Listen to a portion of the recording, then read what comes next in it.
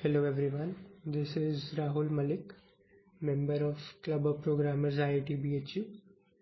In this video I am going to discuss the use of dynamic programming in trees, more precisely subtree DP. What we do in subtree DP is that we make use of DP information of child nodes of a given node to update the DP state of this current node. The prerequisites for this is DFS and some prior knowledge in one-dimensional DP. Let's look at this with a simple application of this concept. Given a rooted tree, assume the root to be at 1. We have to calculate the subtree size for each node. And while calculating the subtree size of that particular node, we will also add that node in the subtree. We will try to make use of dynamic programming to solve our problem. Since the root of our tree is at node 1, and so we will make a DFS call at root 1 in our main function. So let's see how our DP states are going to change. DPV denotes the number of nodes in the subtree of V. But to calculate DPV, we first need to know the subtree size information of all the child nodes of V. Once we know the subtree size information of all its child nodes, we can easily make our DP transition. The DP transition for this given node V will be as DP of V equal to 1 plus for all the child nodes S of V summation of DPS. So it's fairly simple how we arrive at this equation. We add 1 at start because we also have to include V in the subtree. So let's look at this with an example. So this is our tree. So I'm going to draw this tree.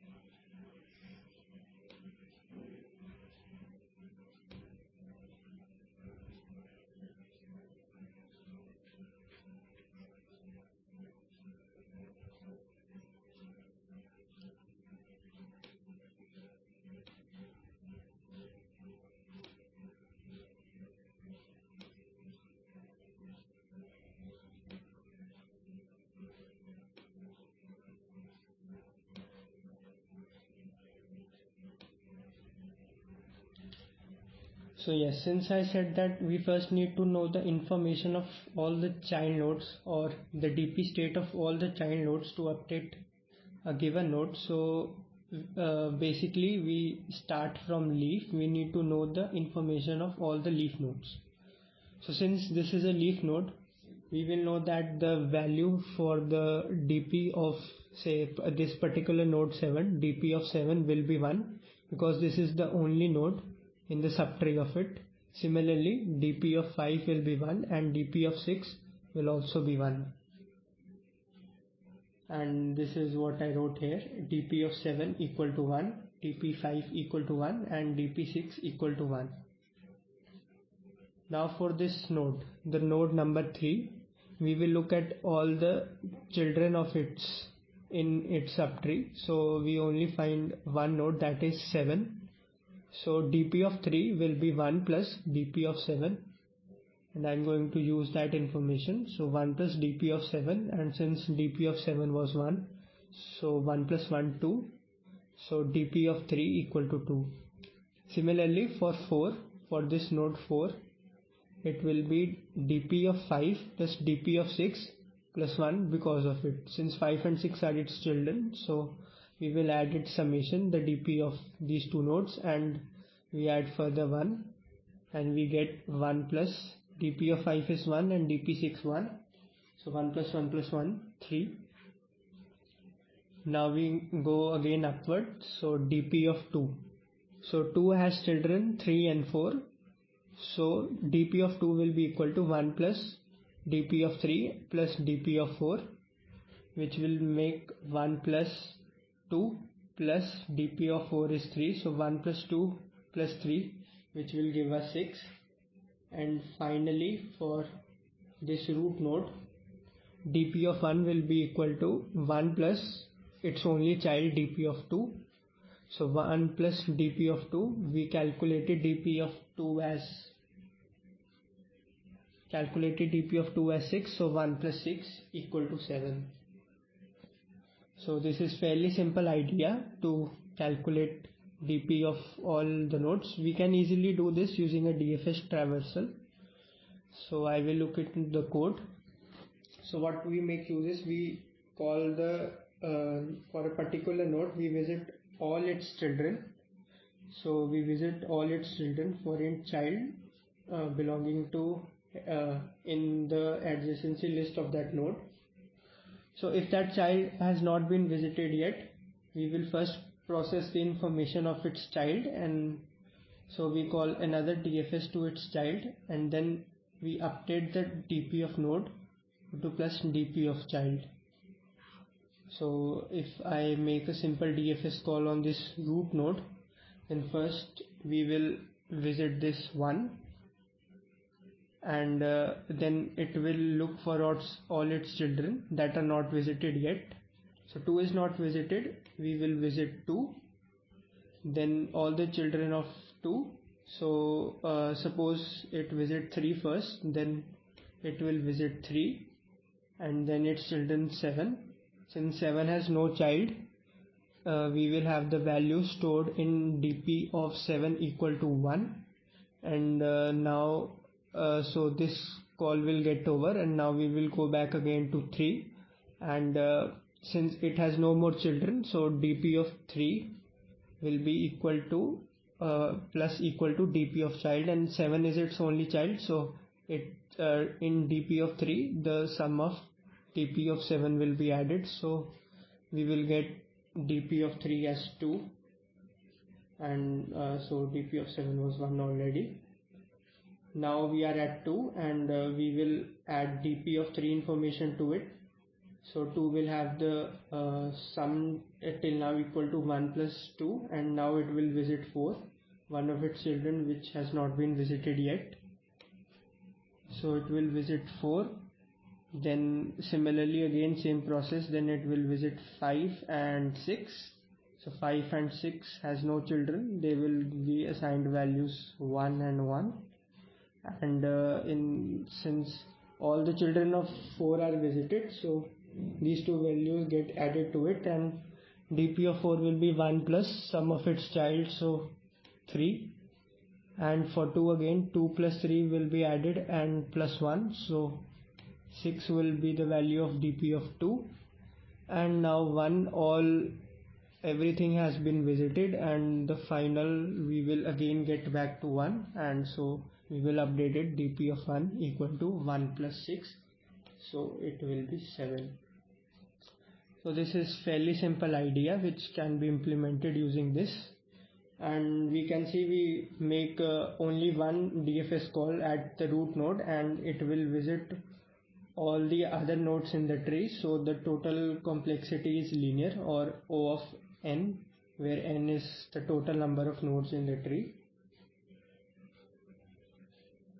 So now what was the we can see that we can also could have applied a simple brute force solution to calculate the subtree size for each node. Like say we are at a given node V, and we run DFS from there to all its child nodes calculating the subtree size, but then we would have to do this for all nodes V in the tree, and this would take O of V square complexity, where V is the total number of nodes in the tree. So we can see that using this fairly simple concept of DP, we can do this whole we can pre-compute all of this in linear time.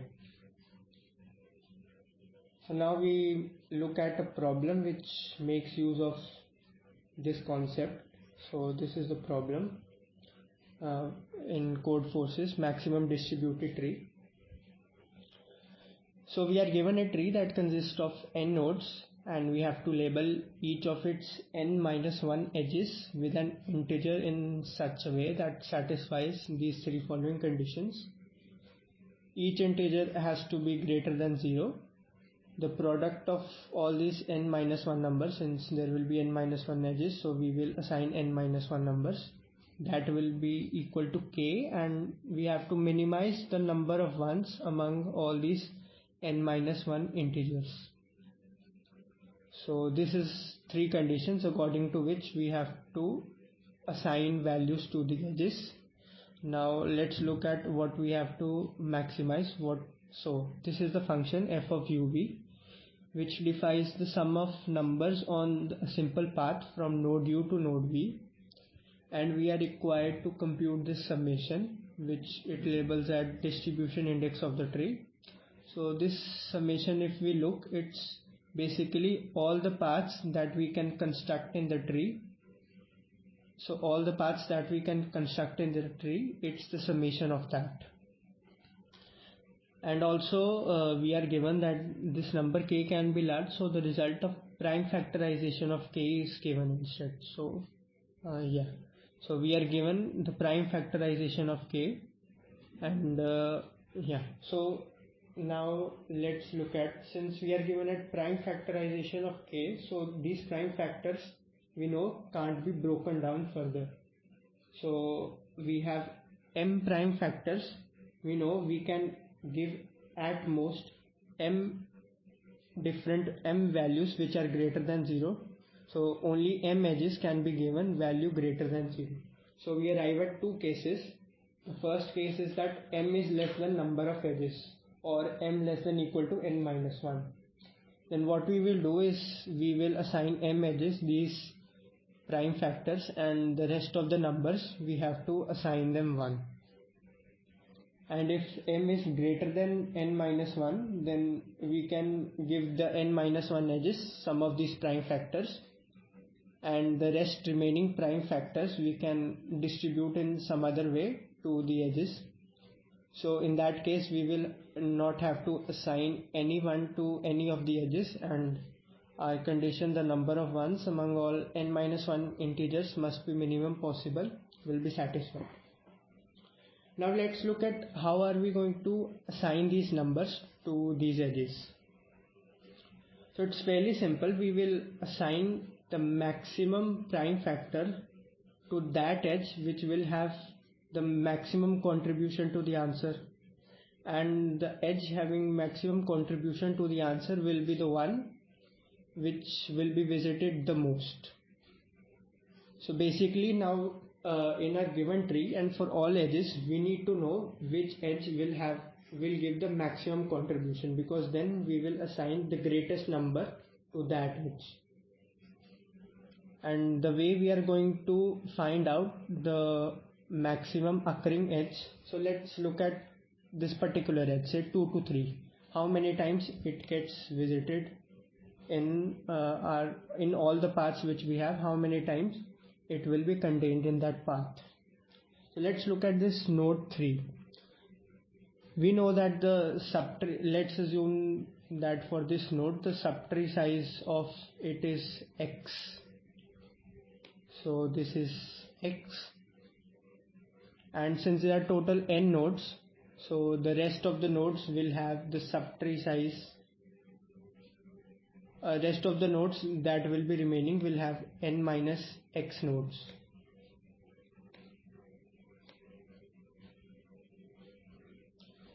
Now, in how many paths will this edge 2 to 3 appear? It's fairly simple that if we choose any edge from this subtree, and if we choose any vertex from this subtree and any vertex from these remaining nodes, then that node will definitely contain a simple path which will have this vertex 2 to 3. Like say if we choose 7 and from here we will choose 4, then we know this path 7, 3, 2, 4, and it contains this edge 2 to 3. So it's fairly simple now. The number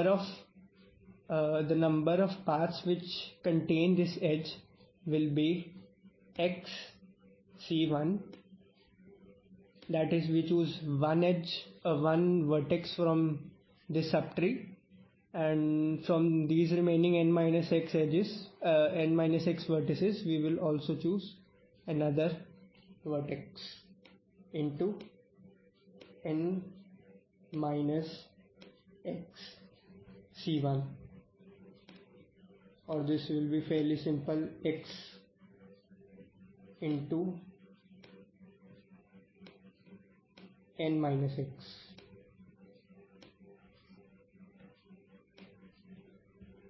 And now we need to know this x. So what is this x? This is simply the subtree size of this node 3. So what we will do is that for each node we will calculate the subtree size, and then we will know how many paths from that node to its parent will have the contribution in the answer, or the amount of times that edge will be visited. So simply we will calculate the subtree size for each node, and then we will make an array where we will store this value x into n minus x, or simply for that node dp of node into n minus dp of node, we will push that, and then the maximum occurring edge, we will assign it the maximum possible prime number which we can assign, and simply then we can compute our answer. So this is a fairly simple idea. Now let's look at the code, and it will be cleared even more. So so first we take n, that is the number of nodes, and then this is the store vector which I made, where I will store that how many times an edge will appear in all the simple paths. So for every edge I will store how many times it will appear, and this is simply taking in the graph adjacency list which I made, and then this is a dp array for storing the subtree size, and this is the prime array which I made to store the prime factorization of number k. So I take the graph input, then I take the prime factorization of the number k, and I make a DFS call from the root of the tree. And in this root of the tree, what I simply do is that first I assign dp node equal to 1, and then I am computing the subtree size for this current node. And since I know the subtree size after all this DFS traversal for this node, since I am knowing the subtree size, I am simply using this val variable that will contain the amount of times an edge appears between this node and its parent in all the paths, which will be dp node into n minus dp node. And if this value is greater than 0, then I push it in this store vector. Now since we know that the maximum occurring edge, we should prioritize it with the greatest prime number. So we sort these two vectors, store and prime vector, in from bigger to smaller values, and then we arrive at two cases. The first case which I explained earlier, when the number of primes are less than n minus 1, so we will need to fill some edges with 1. So what I am going to do is, since we have number of primes m, so from for all these from 1 to m, what I am doing is I am giving the maximum prime to this maximum occurring edge, which we already did stored in descending order. So I am using this simple fairly modulo multiplication function which I made up in this line. So I am using that because since we have to also give the answer percent modulo, so I am multiplying store I into prime I. And for the rest of edges, after once we are done with assigning all the prime numbers, we have to now give ones. So the answer we will update as answer equal to answer plus store I into 1. Now since the second case, we have the number of edges greater, the number of prime numbers greater than number of edges. So what we can do is that we will give as many as possible big prime numbers to the edge which has the maximum possible contribution. So in the rest of remaining n minus 2 edges, so we give the maximum possible prime numbers to that edge which will have the greatest contribution, and the remaining n minus 2 edges we will assign it with n minus 2 primes. So we are left with m minus n plus 2 greatest primes to give to the first edge which has the maximum contribution. So that's what I'm doing, that I run a loop from 0 to m minus n minus 2. So this is 0 indexing, so I have to subtract 1 from here, and I am using this x variable to multiply all these primes, and then I am adding to the answer store 0 into x. X is the multiplication of these m minus n plus 2 greatest primes, and store 0 will store the edge with maximum contribution, and rest remaining edges I assign it the values with remaining n minus 2 primes, and in the end I print the answer. So this problem was in Codeforces, and we can see it makes use of this concept. There are other problems which I have shared in this blog which you can try out, and these are the resources which you can also see to understand and learn more about dynamic programming in trees. Basically subtree DP, which makes use of the subtree information. This tutorial was based on one-dimensional DP, but there are also examples of two-dimensional DPs which contains two states and makes use of that to compute.